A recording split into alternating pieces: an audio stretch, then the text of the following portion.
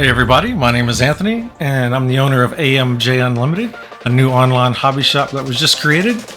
And today I just wanted to make a video to answer some questions I've been getting about what comes in a plastic model kit.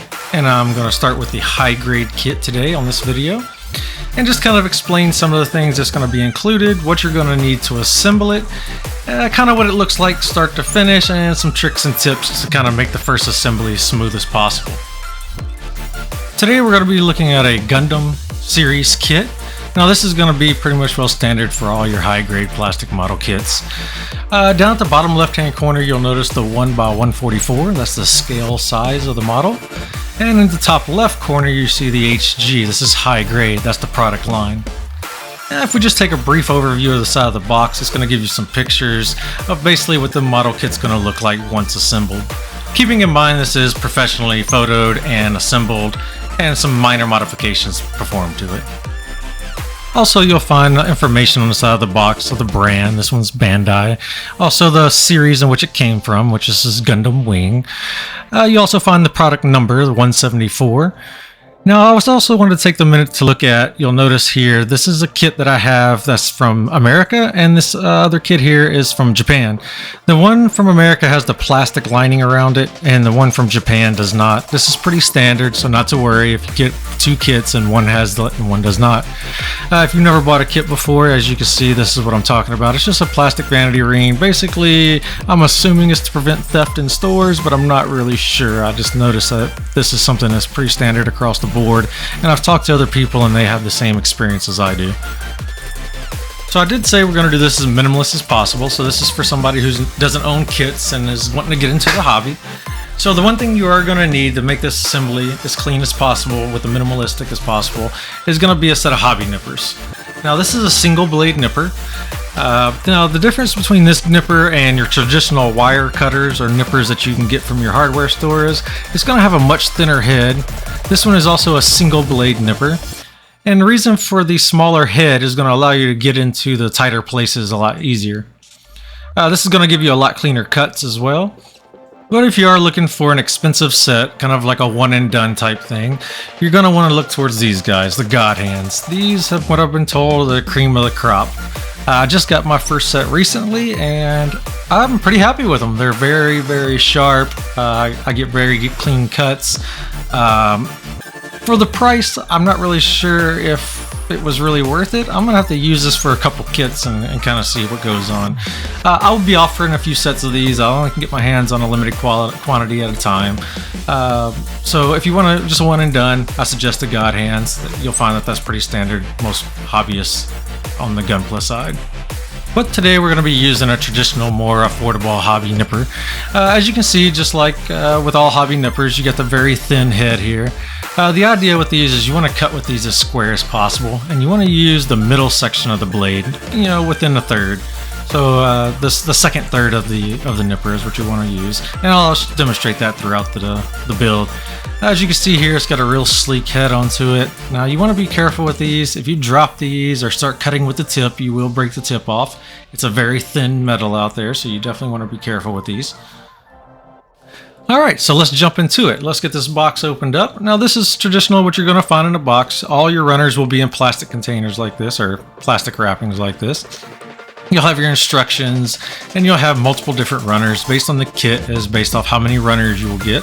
Some of the bigger high grade kits, now they're still within 1x144, but they can have more runners just because there's more pieces to the kit. You can also get some that's only got like 2 or 3 runners in it in total for more of the basic kits. So now we'll just kind of take a look at the instructions. It's pretty basic. You just follow along with the pictures and just do as you're told, basically. It's pretty straightforward. On the left hand side there, you'll notice the instructions will tell you what runners you should have in the kit. So if you want to match that up, make sure you have all your runners if you're buying a used kit. It'll also tell you on that exactly what pieces are going to be used and what pieces are not. Traditionally, you're going to use all your pieces, but occasionally you will end up with some extra pieces, and that's okay. If you got an extra piece and you're worried, just refer back to the instructions and it'll tell you if that piece was not utilized or not. Front and back is going to give you a good demonstration. Not all of them is going to be colored. Most of them are in black and white, but in this case we do got a little bit of color on the instructions on the back side. Again, it's going to give you a bigger detailed picture of what the model should look like once completed, keeping in mind that that is professionally assembled with some minor detail work done to it. Alright, so let's get these packages opened up and take a look at it. Along the outside perimeter, now it could be facing inboard or outboard, but it is always going to be on the outside runner attached, is you're going to find your lettering system. In this case, we have A1, so that's telling me there's going to be an A2 somewhere in the kit. And then if you have just the letter alone, it's just like this one here, it's got a B. That's just telling you that there's only going to be a B. There's not going to be a B2, but there is going to be an A2. Now the lettering system is going to go A through Z, traditionally stopping around F with these kind of kits here. Alright, so you'll notice here you'll have one runner that's going to be outside the lettering system, and it's going to say PC. What PC is, that's your polycaps, that's going to be your unit's joints. So just kind of set that one off to the side, easy to get to, it'll pop up sporadically when building arms and legs and so forth. Keeping in mind that this is first time builder, so we're not going to take up a lot of space. We're going to try to do this as minimalistic as possible. What I'll do is I'll take the runners and I'll put them in alphabetical numerical order, and I'll take my smaller ones and kind of set off to the side with the polycaps. Now I'll take the bottom side of that box there that we set to the side earlier, and I'll just set all the runners down in there. Now, because we don't have many runners compared to the box, you'll notice I'll lay, say, A1 and A2 there to the left, my left, and I'll take B, C, and D and lay off to the right. Now I'll know exactly where everything is all the time. Now you can lay it down flat like that, but you end up still having to fumble through it. So if you just kind of half it like a sandwich there, it'll make it a lot quicker to kind of run through those runners as you're building the kit. So I suggest just starting at section 1 and working your way through. What I'll do is cut all the pieces off the runners in each section, so I don't have too many pieces laying around to work with. The polycaps, you can cut them off, or you can just twist them off easy enough, not a problem. Alright, next we're going to move on to one of the actual hard pieces. Now, when cutting the hard piece off the runner, what you want to do is leave a little bit of a nub or a nipple on the actual piece itself. So you just want to kind of quickly just nip it off the runner and get all your pieces together. So you will notice on your instructions, you'll have the runner letter, and then it'll be associated with a number. On the runner there, you'll notice next to each part there is associated number, and they're in numerical order, so it's pretty easy to follow along with. Alright, so once you're done, you'll have what looks like right here. You have the piece, and you'll just have a little nub sticking off all the attached place to the runners. Now for demonstration, I'm going to go ahead and clean the nubs off of this piece right after I cut it off the runner. So you want to get the blade on there as square as possible. You don't want to be at that harsh angle like that. You want to be nice and square as possible so you get that nice clean cut. The idea is to cut right through the plastic, not to pinch and break. Pinching and breaking it off won't really damage the part, but you can end up with discoloration or a pimple or dimple in your part, which will have to be repaired. We'll go over how to do that later on in another video. Alright, so what we're going to do next is we're just going to run around and cut all the pieces off for the section we're in, so section 1, and we're just going to cut them off the runner. We're not going to worry about cleaning up nubs right now. We're just going to get those cut off and get all of our pieces lined up, and then once that portion is done, we'll come back and clean all the nubs off.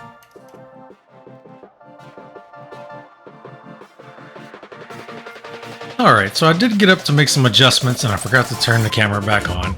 So we picked up here on step 4. What I'm doing is cutting off the little pieces for the head. So as you can see, this is a very tiny pieces. This is one of the rare occasions that I will go ahead and use more towards the tip of the blade. And this is a good time to talk about stickers. Now sticker number and sticker placement will be seen like as in here. If you just look at the sticker packet that you got, it'll have numbers written on it just like the runners, and just match those up. Now to install the stickers, it is preferred to use a very thin nose set of tweezers. Now this can be very tedious, especially when you're working with these little parts like the eyes here. Some tips I can give you is when you're pulling a sticker off the page, bend it there like I did so you can catch the edge of it. Just barely catch the edges of the tweezers. I'd definitely make sure you have any ceiling fans and things turned off so you're not fighting with any wind. Just kind of set it on the plastic. Don't try to push it on just yet. Just set it there, make sure everything is lined up, and then slowly start pushing it down. You'll notice that the sticker will actually float across the top of the plastic before you press it down, so you actually have several attempts before you actually set the sticker. Another tip I could give you is to clean off the surface with a little rubbing alcohol first. That'll help the stickers adhere to the plastic a little better, and gotta get the wax and grease off the plastic from your hands and from the manufacturing process. After the stickers pressed down, there's nothing to wait on, just continue the assembly of the project. Here soon you'll notice I'll come up to do the head piece. Now something you want to pay attention to is the orientation that your sticker is going to go in. The one here is kind of thick on the top and thin on the bottom, so you want to make sure you try to put it on that direction. If you try to put it on the other direction, it won't quite fit down in there right, and it'll look a little tacky. Now, unlike the eyes, I can't get my finger in there to press down on a sticker, so you don't want to use the tip of the tweezers. That will actually damage the sticker. If you don't have anything else, something free that comes with the kit is just use the saber. It's plastic and it's round. You can just use the tip of it, stick it down in there, and just kind of slide it to press it into place. It will keep you from damaging the sticker. And again, as I said earlier, you could always skip the stickers for now. You can always come back and disassemble slightly and put the stickers on once you're more confident. If it's a kit you really like and you really need those stickers to be straight and true, and you're really worried about that, and this is your first kit, I would definitely get some practice with a kit you don't care so much about, because the more you struggle with it, the more likely it is you're going to mess something up. So it does take a little bit of practice, but once you get it down, it's not that bad. Now from this point of the video forward, I'm going to go ahead and crank up the speed a little bit, because this would be a very, very long video if I kept it at normal speed. But some more little tips I can give you along the way is, while you're assembling the project, if something doesn't seem like it's going together right, flip it around, turn it around, try different angles, because all the time the instructions don't quite give you all the detail you need and the orientation in which you need to come at it, if that makes sense. Also too, if you're pressing something together and it doesn't seem like it's quite going together, before you get mad and squeeze it and try to force it to go together, ensure you're squared up on what you're trying to snap together nice and straight. I find when my little one goes to build hers, 9 times out of 10 when she hands me a part and says, "Dad, this won't go together," I find that she's going in at an angle. As soon as I get my hands on it, it snaps right together with no problem. So usually at that point I'll take it back apart and I'll show her what I did differently than she was doing, and then she can push it together just fine. Occasionally you will run into parts that just will not go together. That's just a machining, or not really a machining, a casting problem from the mold injection. At that point, you will have to kind of sand and trim and things along that lines. We're not really going to get into that on this video either, because this kit didn't require it, and majority of the time with your high-grade kits, you're not going to have to. Again, out of the several high grades I've built, I've only had to do some trimming once, and then once I did the trimming, I realized I wasn't going straight at it. I was going at a little crooked, so now I actually have a little bit of looseness. But if you do honestly end up with a spot that just will not go together because it's too tight, take a little sandpaper or get your wife's nail file and file it down just a little bit and it'll go together. Also too, you can use nail polish for the opposite. So if you end up with a joint that is too loose, go in there and grab your wife's nail polish, or if you're not married and got an old lady, whatever the case is, you got some super glue laying around, toss a little super glue on there, rub it around with your finger so it don't glob up in one spot. If you got the nail polish, take the brush, whip it around there, let it dry. It dries really quick, and then go ahead and assemble that joint. That'll tighten your joint up nice and tight. Again, I just want to remind people too, these are not toys, so you know, it's not really something you can play with like an action figure. So if you build it and you intend to have this handed over to a kid to play with, you are going to constantly be reassembling certain parts, arms and legs and things like that, because again, it's not an action figure, it's a model, so it's made to be put together and posed and decorative piece. It's not really, like I said, again, it's not an action figure. Other than that, I will let this video ramp on at some good high speeds. We'll listen to some tunes and jam out, and I'll slow the video down and show you some progress here and there once things start to going together a little better. I also too want to remind people this is a beginner's video, to do it with as minimalistic as possible, meaning we didn't want to go out and buy any more than we absolutely had to. And again, the one major tool you absolutely need is a set of nippers. Yes, you could do it with a set of dikes or something like that, but that's not going to quite give you a very clean finish. You're going to end up pinching and breaking the plastic versus cutting it nice and smooth. You're going to end up with a lot of nub marks, and it just won't turn out quite as clean as you're wanting it. Granted, this way isn't going to turn out 100% either, but it will turn out a lot smoother than using a regular pair of wire dikes. Again, this is an entry-level video, so we didn't go out and get any sandpapers, we didn't go out and get any top coats or paints or anything along that lines either. We try to do this as cheaply as possible.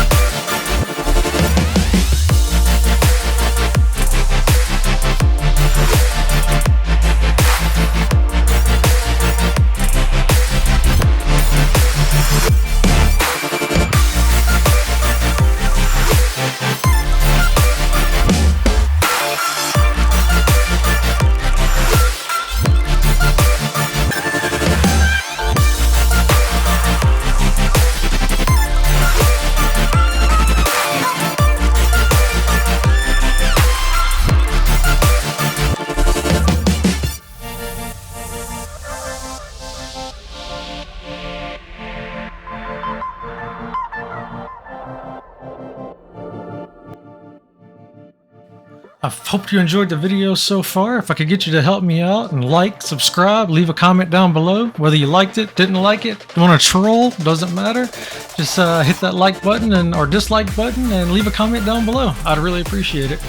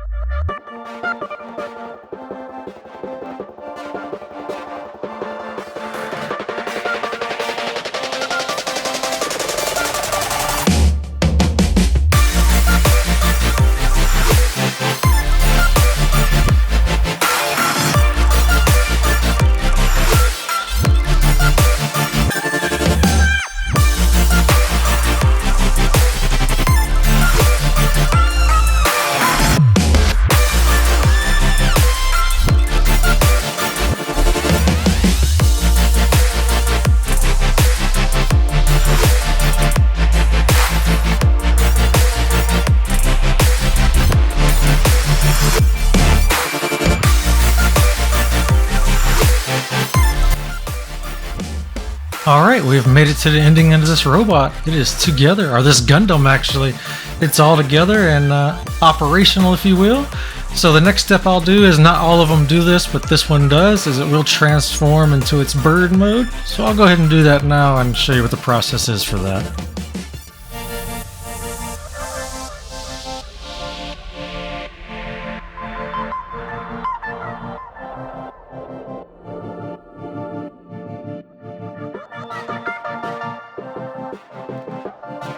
So we will have to assemble a couple extra pieces and have a couple extra pieces laying around once this is done, because the feet itself does not turn into the reverse like they have to. You actually take those off and put a different set on. And the shield also doubles as the nose or cockpit of the bird mode as well. So that's what we're assembling now.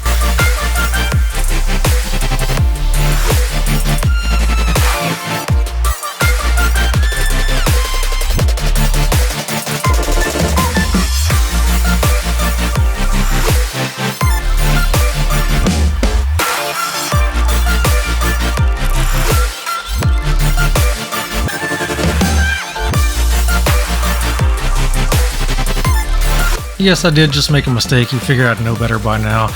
I was supposed to slide the yellow piece into the white piece before I snapped the red piece on, and I did not do that, so I had to take it back apart and correct it.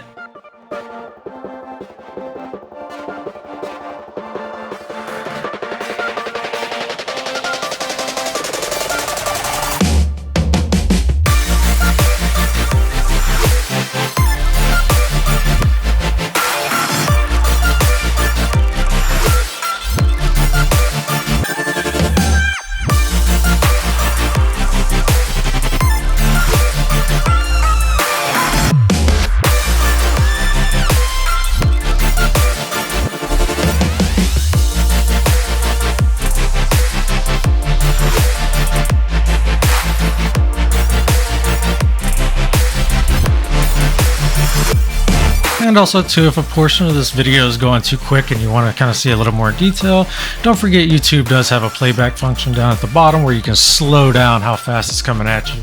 So you can always slow down this video if you want to see something a little more in detail.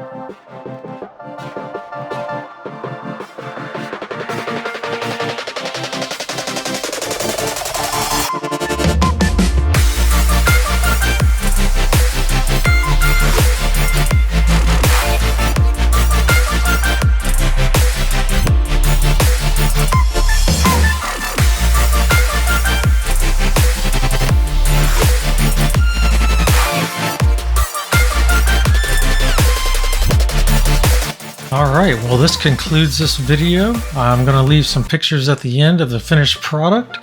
If you like this video, please like it down below, subscribe. If you have questions, let me know down below. If you want to see more builds or see a different build, let me know that as well. Feel free to check out the website, amjunlimited.com. I'm usually adding new products almost every week. If there's anything in specific you're looking for, just hit me up and let me know, and I'll see what I can do. All right, guys, I appreciate you joining, and thank you.